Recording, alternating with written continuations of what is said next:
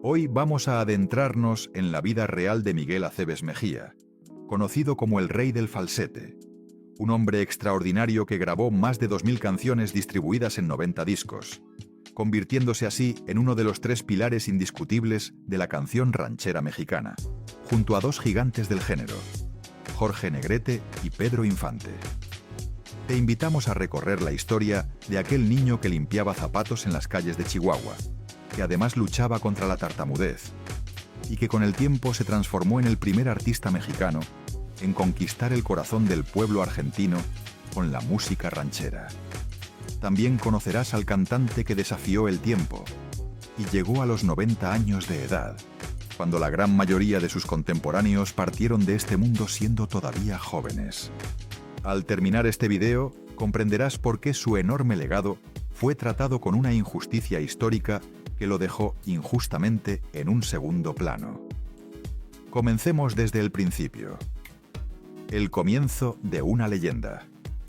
Miguel Aceves Mejía llegó al mundo el 13 de noviembre de 1915 en el estado de Chihuahua, aunque algunos registros históricos apuntan al 15 de noviembre como fecha alternativa.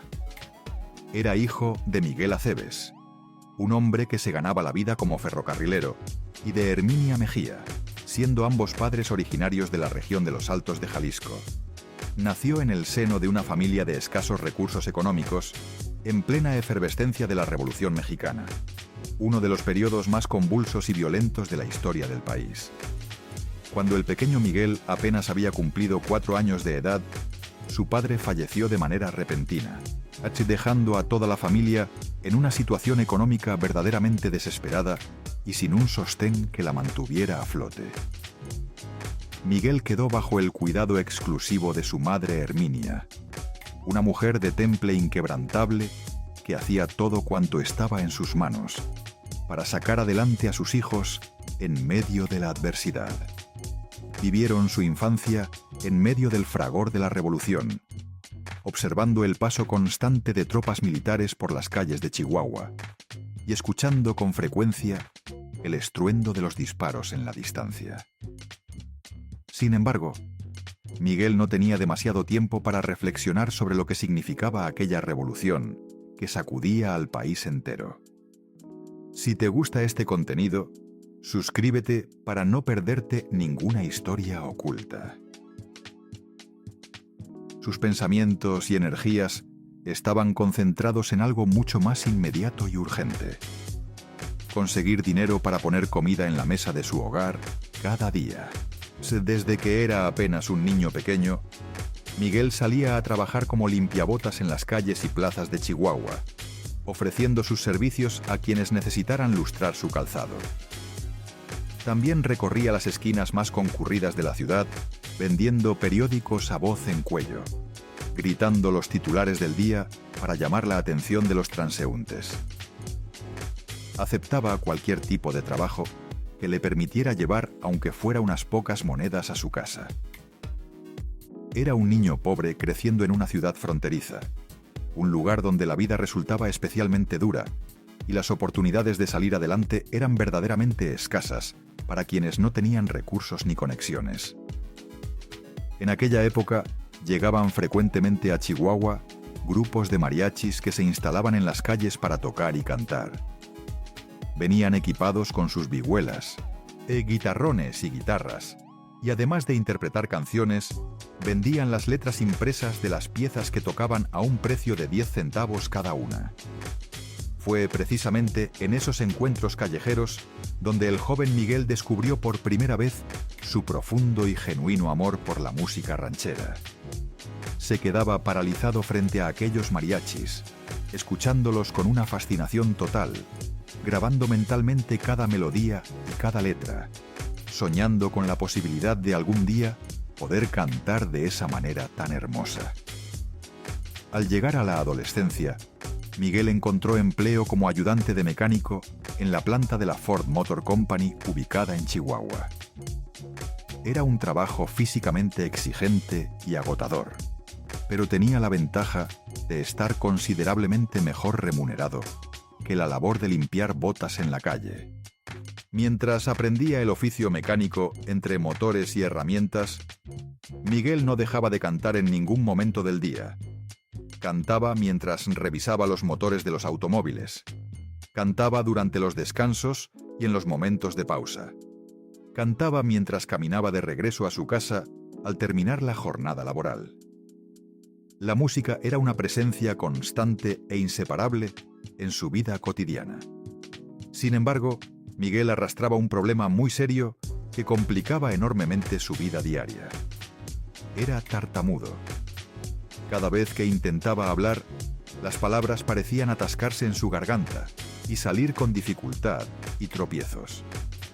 Tartamudeaba al saludar a sus compañeros por las mañanas, al solicitar las herramientas que necesitaba para trabajar, al intentar mantener una conversación ordinaria con cualquier persona. Era una condición sumamente frustrante que convertía en un desafío hasta las formas más básicas de comunicación. Pero ocurría algo verdaderamente extraordinario cuando Miguel cantaba. El tartamudeo desaparecía por completo, como si nunca hubiera existido. Su voz fluía entonces con total libertad, sin ningún obstáculo ni tropiezo. Clara, poderosa y llena de una emoción que tocaba a quienes la escuchaban. Sus compañeros de trabajo en la Ford Motor Company, que lo escuchaban cantar a diario, lo animaron con entusiasmo a participar en un concurso de canto que la propia empresa organizaba. Lo veían cantar todo el tiempo y afirmaban que lo hacía de una manera excepcional.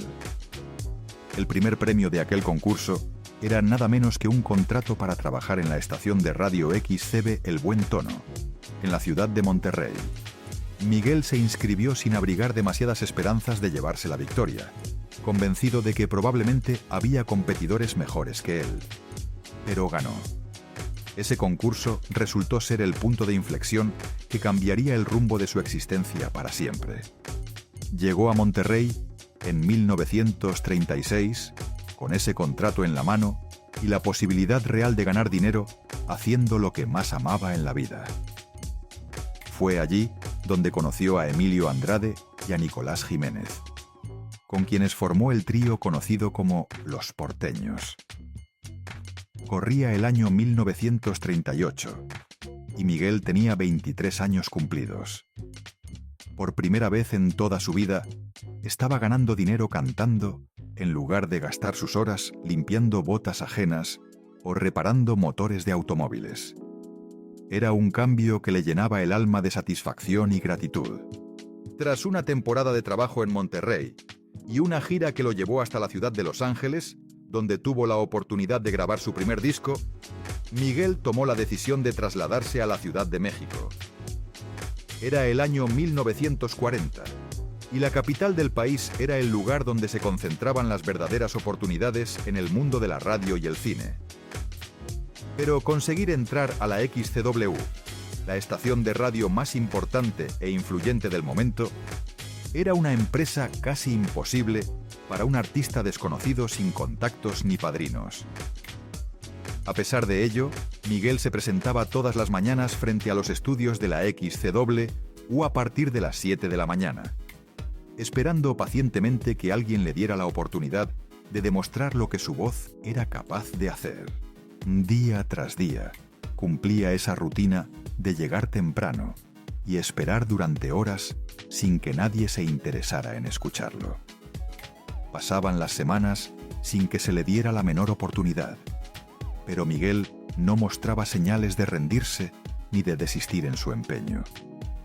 Un día que resultaría decisivo, el reconocido cantante Fernando Fernández pasó por allí y lo vio formado en la entrada. Algo en la actitud y la determinación del joven despertó su compasión. En ese momento se dio la coincidencia de que uno de los cantantes que debía participar en el programa del día había enfermado, y Fernando intervino para que Miguel ocupara su lugar. Miguel tomó el micrófono y cantó. Su voz impactó de manera instantánea y profunda a los directivos de la XCW, quienes quedaron sorprendidos por la tesitura única de aquella voz y por el tono tan característico y personal que poseía. Le preguntaron qué tipo de música era la que él prefería cantar. Miguel respondió con honestidad que siempre había sentido predilección por el género ranchero. Pero los directivos le explicaron que ese género no contaba con muchos seguidores en la Ciudad de México en ese momento, que las tendencias musicales apuntaban hacia otros estilos. Lo incorporaron entonces al programa Rumbas y Boleros como cantante de boleros y música afrocubana, que era precisamente lo que estaba de moda en aquellos tiempos. Miguel aceptó sin cuestionamientos porque la necesidad de trabajar era mucho más urgente que sus preferencias personales. Durante años, Miguel se dedicó profesionalmente a cantar boleros, de rumbas y guarachas con una entrega total. Alcanzó el éxito como bolerista y consiguió su propio espacio en la programación de la XCW bajo la dirección de Mariano Rivera Conde, quien le hizo grabar varios discos con ese repertorio de rumbas y guarachas que el público consumía con entusiasmo. Miguel se fue volviendo cada vez más popular y reconocido, pero en su interior, el corazón jamás dejó de latir al ritmo de la música ranchera. El verdadero giro de su destino llegó en 1945, cuando se encontraba en plena preparación para grabar un nuevo sencillo de boleros. En ese momento, estalló en México una huelga general de todos los músicos sindicalizados. Una crisis que paralizó casi por completo la industria musical. Sin embargo, sí fue precisamente en ese momento crítico cuando al director Mariano Rivera Conde se le ocurrió una idea que resultaría brillante en sus consecuencias. Le propuso a Miguel: ¿por qué no grabamos con mariachi? Los integrantes de los conjuntos de mariachi no estaban reconocidos formalmente como músicos dentro del sindicato, lo que significaba que podían seguir trabajando sin violar las restricciones de la huelga. Era un vacío legal que podían aprovechar en su beneficio. Y representaba además una oportunidad dorada que Miguel había estado esperando durante años. Así fue como Miguel Aceves Mejía grabó sus primeras canciones rancheras acompañado por mariachi en 1945, cuando tenía 30 años de edad. Su voz se adaptaba a ese género con una naturalidad y una perfección absolutamente asombrosas, como si siempre hubiera estado destinado a cantar con mariachi. Pero lo que verdaderamente distinguió a Miguel de todos sus contemporáneos y lo elevó a una categoría completamente propia fue el uso magistral de su falsete. El falsete es una técnica vocal mediante la cual el cantante hombre accede a un registro agudo que se aproxima al de la voz femenina. Los intérpretes del huapango tradicional utilizaban el falsete de manera ocasional y esporádica, pero Miguel fue más lejos que ninguno. Lo perfeccionó hasta convertirlo en su sello personal e inconfundible, y lo oficializó ante el mundo entero, incorporándolo de manera sistemática y consistente en sus interpretaciones rancheras de una forma que jamás nadie había hecho antes. Cuando Miguel interpretaba la malagueña y su voz ascendía al falsete en los momentos más dramáticos y emotivos de la canción, el público quedaba completamente electrizado, sin palabras. Era un sonido único en su especie, absolutamente inconfundible, que ningún otro cantante en el mundo podía replicar con esa misma perfección técnica y esa misma carga emocional. Entre 1945 y su fallecimiento en 2006, Miguel grabó más de 2.000 canciones distribuidas en 90 discos que abarcaron todos los géneros folclóricos mexicanos. Entre sus interpretaciones más célebres y queridas por el público se encuentran La Malagueña, El Pastor, la del Rebozo Blanco, Se me hizo fácil, Yo tenía un chorro de voz, Vaya con Dios, El Jinete, Cuatro Caminos, La Barca de Guaymas, Tatadios y Cielo Rojo. Cada una de estas canciones era una obra maestra interpretativa que llevaba impresa la huella inimitable de su voz. En el terreno de su vida personal, Miguel contrajo matrimonio en primera instancia con Angelina Sánchez, unión de la que nació su hija, Gloria Angélica Aceves Sánchez. Sin embargo, aquel matrimonio no logró sostenerse y terminó en divorcio. Posteriormente, en 1958, Miguel se casó con Rita Monterrey durante una estancia en Argentina. Con ella tuvo a su hijo Miguel Santiago Aceves Martínez. Este segundo matrimonio resultó ser una unión sólida y duradera que se prolongó hasta el día de la muerte de Miguel en 2006. Rita fue su compañera incondicional y su sostén emocional durante casi 50 años de vida compartida. Pero antes de adentrarnos en su carrera en el cine y en el análisis de su legado histórico, ahora es necesario que conozcas cuánto dinero llegó a ganar realmente el rey del falsete. Prepárate, porque las cifras que vienen a continuación son verdaderamente impresionantes. Su fortuna. Durante los años de mayor esplendor de su carrera, que se concentraron fundamentalmente en las décadas de 1950, 1960 y 1970, Miguel Aceves Mejía era considerado uno de los artistas mexicanos mejor remunerados de toda la industria del espectáculo. Su posición privilegiada como uno de los tres pilares de la canción ranchera, compartiendo ese pedestal histórico junto a Jorge Negrete y Pedro Infante, le otorgaba un poder de negociación que le permitía firmar contratos al mismo nivel que las máximas estrellas del entretenimiento nacional. Por cada película en la que participaba de manera protagónica o con un papel de importancia significativa, Miguel recibía entre 40.000 y 85.000 pesos durante los años 50 y 60, una suma verdaderamente descomunal para los estándares económicos de aquella época. Para dimensionar correctamente la magnitud de esas cifras, hay que tener en cuenta que el salario mínimo en México, durante los años 50, rondaba los 3 pesos diarios, lo que equivalía a aproximadamente 90 pesos al mes. En una sola película, Miguel ganaba lo que un trabajador ordinario tardaba entre 37 y 79 años en acumular. A lo largo de toda su trayectoria cinematográfica, participó en más de 60 producciones. En sus etapas de mayor actividad, llegaba a filmar entre 2 y 4 películas por año. Si se toma un promedio conservador de 60.000 pesos por película y 3 producciones anuales, Miguel estaba obteniendo alrededor de 180.000 pesos al año exclusivamente por su trabajo en el cine. Una cifra que en valores actuales representaría aproximadamente entre 3.5 y 4.5 millones de pesos anuales. Sin embargo, el cine constituía apenas una parte de las fuentes que alimentaban su fortuna. Miguel grabó más de 2.000 canciones y lanzó alrededor de 90 discos oficiales a lo largo de su carrera. Fue artista exclusivo del sello RC durante 61 años consecutivos, uno de los contratos de fidelidad más prolongados en la historia entera de la música mexicana. Y esa relación exclusiva le garantizaba ingresos estables y una seguridad financiera que muy pocos artistas de su generación podían presumir.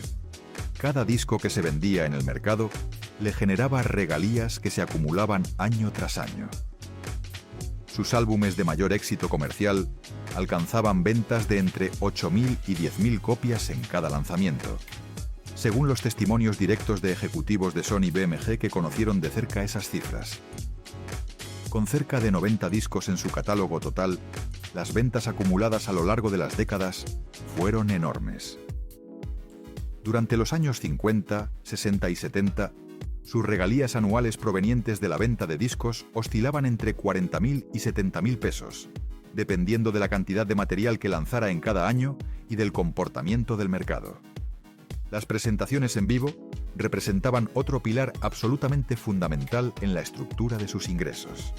Miguel cobraba entre 10.000 y 25.000 pesos por cada presentación durante las décadas del 60 y el 70, según el venue y la relevancia del evento en cuestión.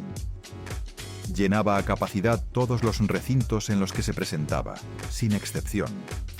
La singularidad de su falsete era una garantía absoluta de sold out en cualquier escenario. Con apenas 3 presentaciones mensuales durante sus temporadas de mayor actividad, podía generar entre 30.000 y 75.000 pesos al mes, es decir, entre 360.000 y 900.000 pesos anuales, provenientes únicamente de los espectáculos en vivo. Una cantidad extraordinaria para cualquier artista de aquella época. El alcance de su éxito fue ampliamente superior a las fronteras de México. Miguel Aceves Mejía dejó una huella histórica profunda en Argentina.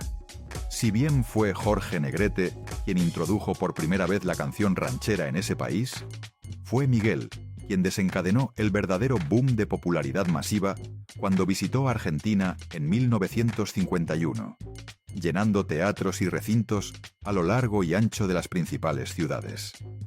Entre 1956 y 1959, participó en 3 producciones cinematográficas realizadas íntegramente en Argentina: Que me toquen las golondrinas, Amor se dice cantando y Viva quien sabe querer.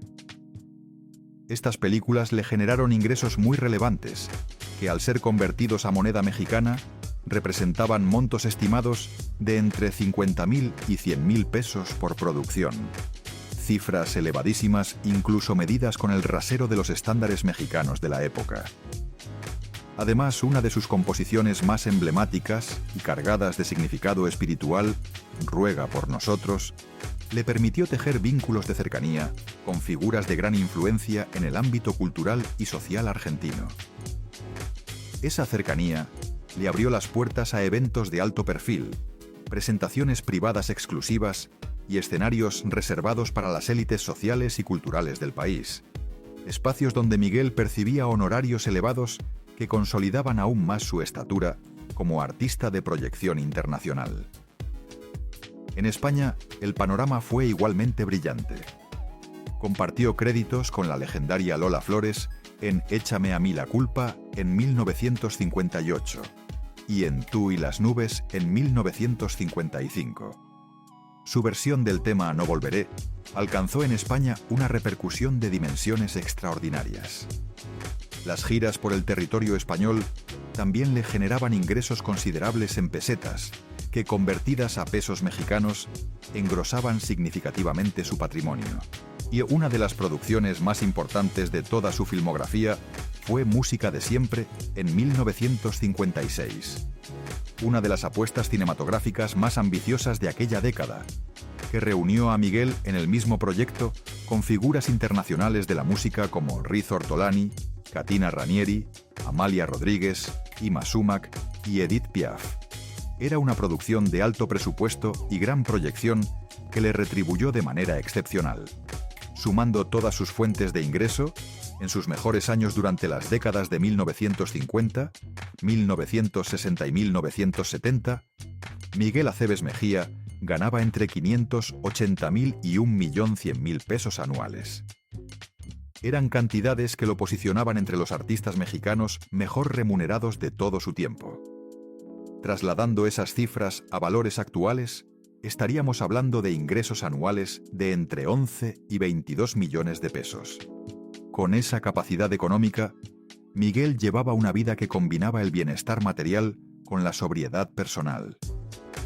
No era un hombre dado a la ostentación ni al derroche, pero vivía con la comodidad plenamente apropiada para alguien de su nivel artístico y su trayectoria. Mantenía a su familia con holgura. Viajaba constantemente por el mundo. Se hospedaba en hoteles de primera categoría y vestía con elegancia. Era un profesional que había emergido de la pobreza más cruda y que sabía perfectamente el valor de la estabilidad económica que su talento y su esfuerzo le habían conquistado.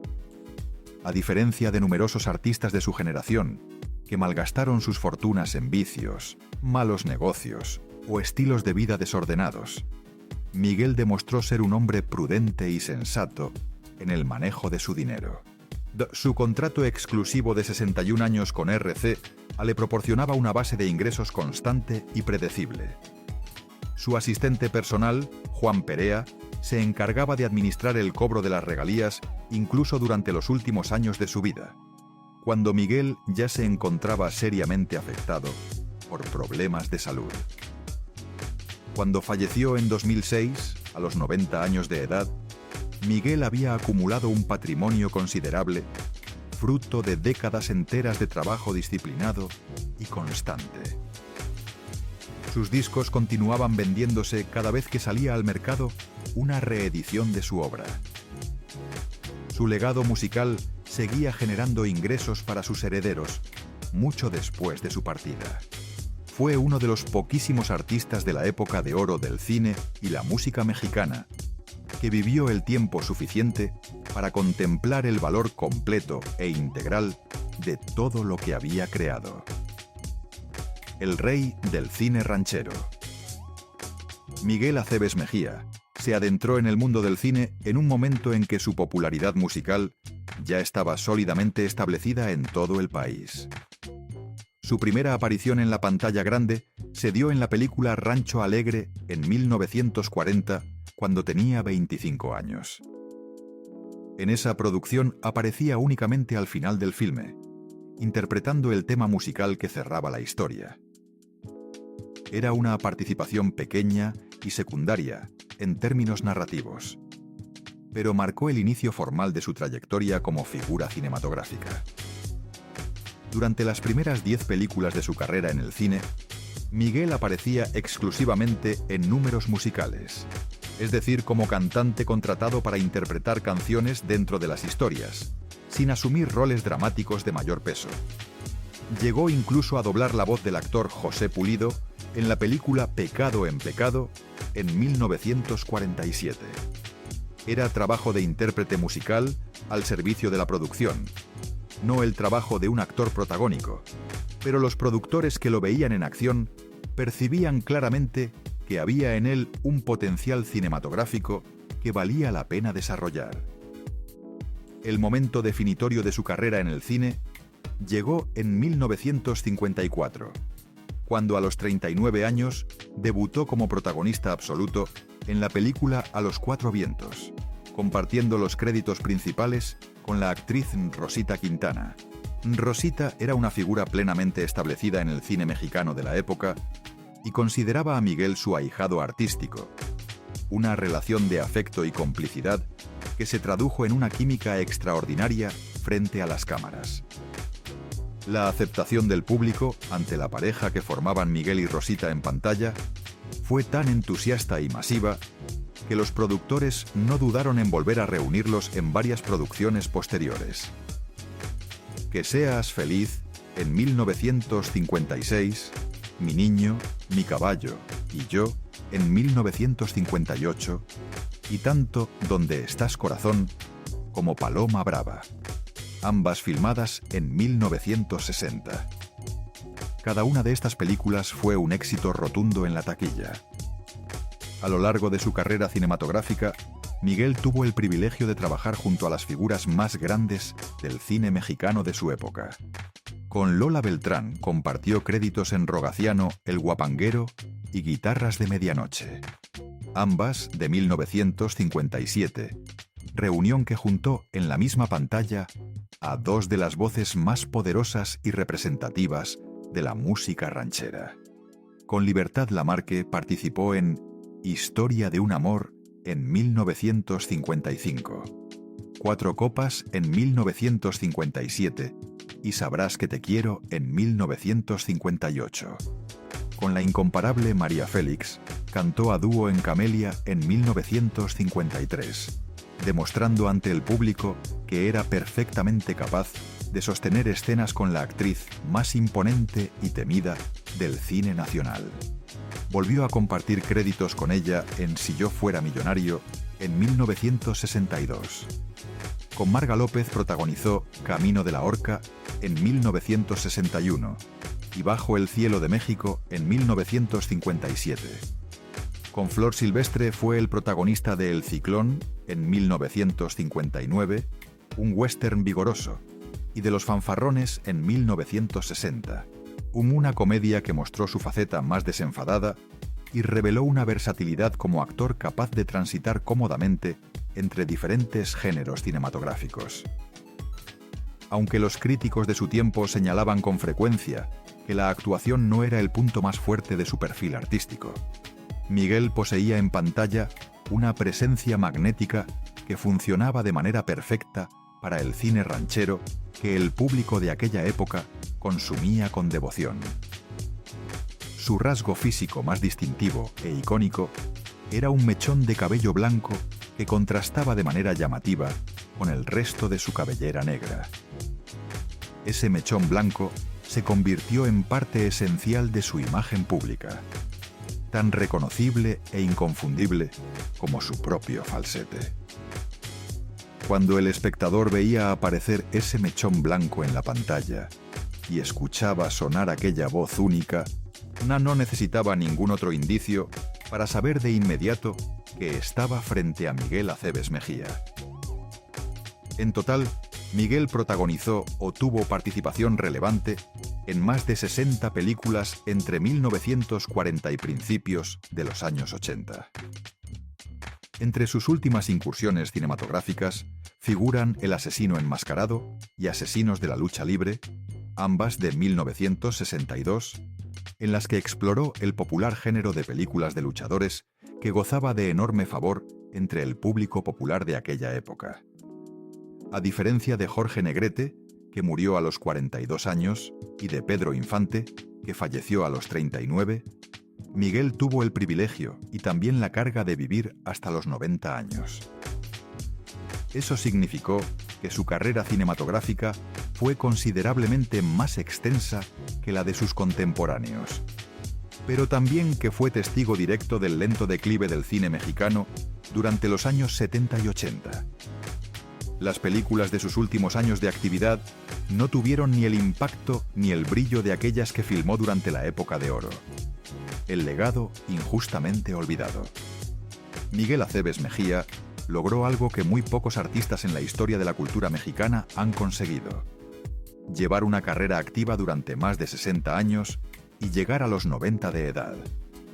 Pero desde una perspectiva histórica y de construcción del mito popular, esa longevidad extraordinaria resultó ser un arma de doble filo que no siempre jugó a su favor. A diferencia de los otros grandes artistas de la época de oro, Miguel no tuvo lo que irónicamente algunos llaman la suerte de morir joven y en plena gloria.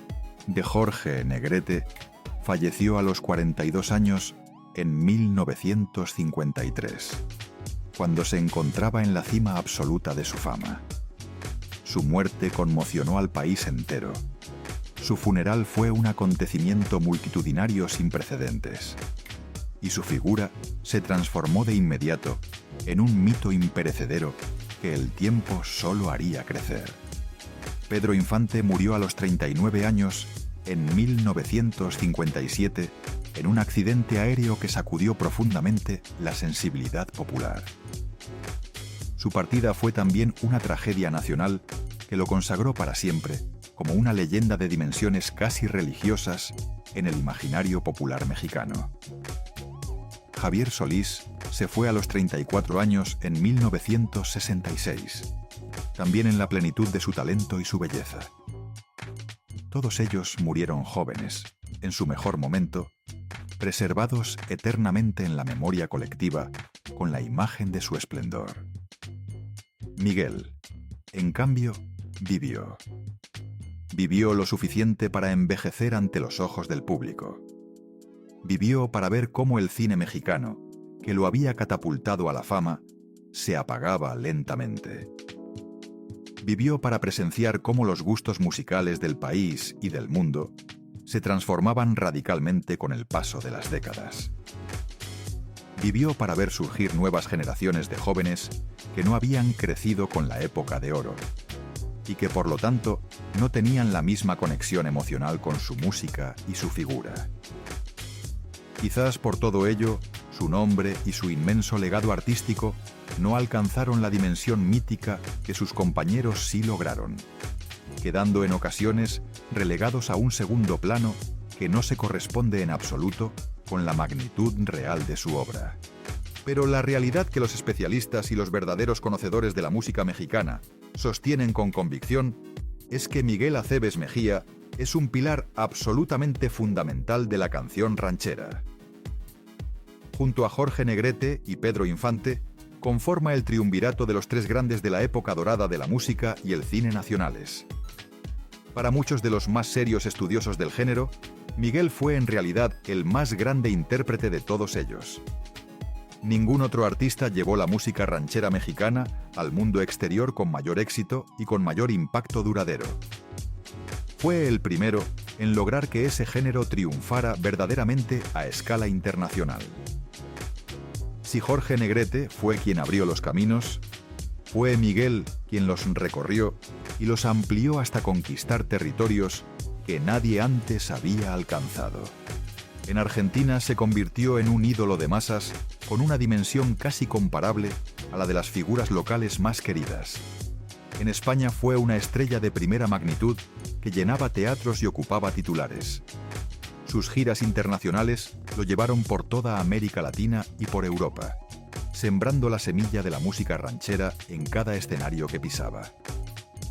Rubén Fuentes, uno de los músicos y compositores más respetados e influyentes de toda la historia de la música mexicana, reconoció siempre las cualidades excepcionales de Miguel y lo apoyó con convicción a lo largo de toda su carrera.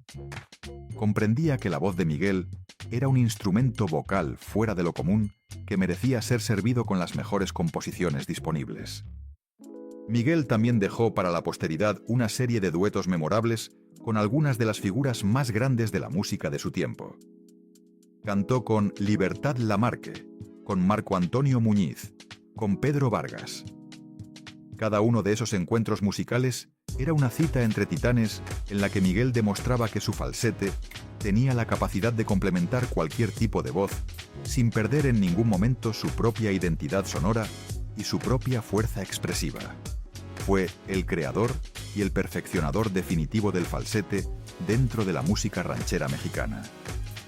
Los intérpretes del guapango tradicional ya utilizaban esa técnica vocal antes que él, pero fue Miguel quien la oficializó ante el mundo entero, quien la sistematizó, quien la elevó a la categoría de arte y quien la fusionó con el sonido del mariachi para crear un estilo completamente nuevo, que influyó de manera decisiva en generaciones enteras de cantantes que vinieron después. En sus últimos años de vida, Miguel atravesó un período de deterioro físico progresivo marcado por complicaciones de salud que lo fueron debilitando paulatinamente. Estuvo hospitalizado en el Hospital Santa Elena, en la habitación número 401. Su esposa Rita Monterrey apenas podía reponerse del impacto de verlo postrado, rodeado de sondas y consumido por la enfermedad. 3 años y medio antes de su fallecimiento, sus afecciones comenzaron a agravarse de manera sostenida y preocupante. El 6 de noviembre de 2006, Miguel Aceves Mejía murió en la Ciudad de México, a la edad de 90 años, a causa de una neumonía que terminó por vencer su resistencia. Recibió el homenaje de cuerpo presente en el Palacio de Bellas Artes, que es el máximo reconocimiento que el Estado mexicano otorga a quienes han servido a la cultura y al arte del país con grandeza. Su cuerpo fue velado el 8 de noviembre de 2006 y posteriormente fue inhumado en el Panteón Jardín de la Ciudad de México. Miguel dejó al mundo un legado de más de 2000 canciones grabadas en 90 discos. Dejó más de 60 películas que documentan para la eternidad la expresión de su talento y la fuerza de su presencia artística. Dejó la técnica del falsete llevada a una cima de perfección que ningún otro cantante ha sido capaz de igualar desde entonces. Dejó el ejemplo de una vida entregada con disciplina y pasión a la música hasta una edad muy avanzada. Sus discos siguieron vendiéndose con constancia después de su muerte, superando en cada nueva reedición las 8.000 y 10.000 unidades, según los propios ejecutivos de Sony BMG. Sus canciones continúan sonando en la radio y encontrando nuevos oyentes. Nuevas generaciones descubren su voz con asombro y quedan fascinadas ante ese falsete prodigioso que nadie en el mundo ha podido replicar. Miguel Aceves Mejía fue un hombre que se forjó a sí mismo desde la nada. No tuvo título universitario. De hecho, apenas cursó la educación primaria en una época en que terminar la primaria equivalía a saber completado lo que hoy sería la secundaria, o incluso la preparatoria. Pero se educó en la escuela de la vida, en las calles duras de Chihuahua, en los talleres mecánicos, en los estudios de radio, en los escenarios del mundo. Ascendió desde limpiabotas hasta convertirse en leyenda nacional con la fuerza de su voz, su disciplina y su perseverancia inquebrantable. Espero que este recorrido te haya permitido conocer más profundamente a Miguel Aceves Mejía, el rey del falsete que vivió 90 años y grabó más de 2000 canciones, tanto como yo disfruté al prepararlo. Si conoces alguna anécdota interesante sobre su carrera, sus películas o su legado personal, te invito a compartirla en los comentarios. Y ahora te hago una pregunta que vale la pena pensar. ¿Crees que Miguel hubiera alcanzado un reconocimiento más grande y duradero si hubiera muerto joven, como Jorge Negrete y Pedro Infante? ¿O fue precisamente su longevidad la que le permitió construir un legado musical más completo, más rico y más diverso que el de cualquier otro artista de su generación? Si estas historias sobre los grandes de la música mexicana te apasionan tanto como a nosotros, no te pierdas nuestros otros videos. Dale clic, suscríbete y activa la campanita para no perderte ninguna entrega, porque lo que viene no te lo puedes perder.